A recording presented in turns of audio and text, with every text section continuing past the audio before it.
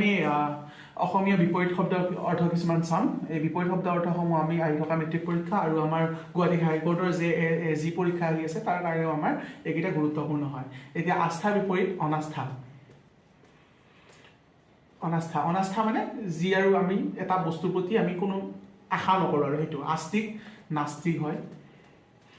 নাস্তিক আস্তিক মানে যিয়ে ভগৱানৰ প্ৰতি বিশ্বাস কৰে, নাস্তিক মানে ভগৱানৰ প্ৰতি বিশ্বাস নকৰা।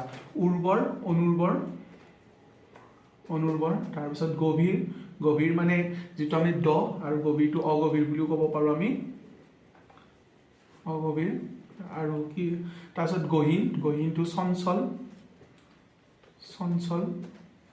তাৰপিছত কৃশ মানে স্থূল, আমি স্থূল বুলি ক'ব পাৰি। দ্ৰুত মন্থৰ মন্থৰ বা লাহে লাহে যোৱাটো বা থেমিয়াই যোৱাটো যে দ্ৰুত স্পীডত যোৱা বুলি কওঁ আমি। মন্থৰ মানে লাহে লাহে যোৱাটো।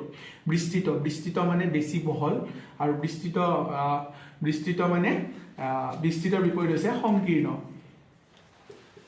সংকীৰ্ণ। তাৰপিছত বিনীত বিনীত মানে হৈছে সেইটো আমি যে এপ্লিকেশ্যনত লিখোঁ বিনীত সন্মানপূৰ্বক নিবেদন। সেই বিনীত মানে এটা বস্তু আমি কি কৰি দিয়া, আমি নিজকে সেই মানে হেৰি হিচাপে কোৱা আৰু সন্মান প্ৰদৰ্শন কৰি। আৰু বিনীতৰ বিপৰীত হৈছে ঊৰ্ধত। আমি যে সেই কৰোঁ মানুহবিলাকক কেতিয়াবা খং কৰি কওঁ যে ঊৰ্ধটো বেছি বহুত ওপৰতহে। ভীৰু ভীৰু মানে হৈছে যিয়ে নেকি কি কৰে ভয় কৰে, সেইবিলাকক ভীৰু বুলি কয়। ভীৰুৰ বিপৰীত সাহসী।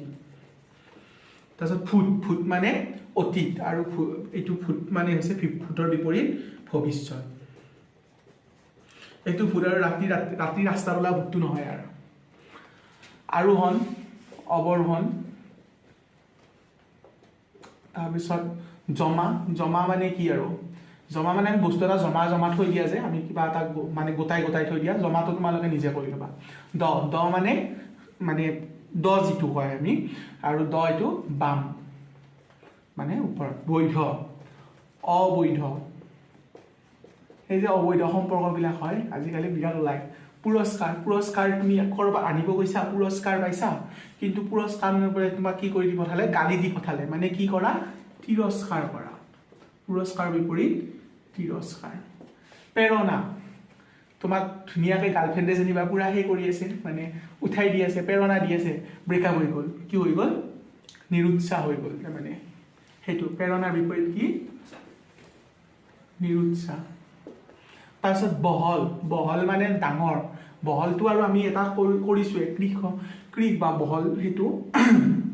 তাৰপিছত বহলৰ এইটো বিপৰীতটো তুমি নিজে কৰিবা, এইটো সহজ। তাৰপিছত মুখ্য মুখ্য মানে আমাৰ চৰিত্ৰ দুটা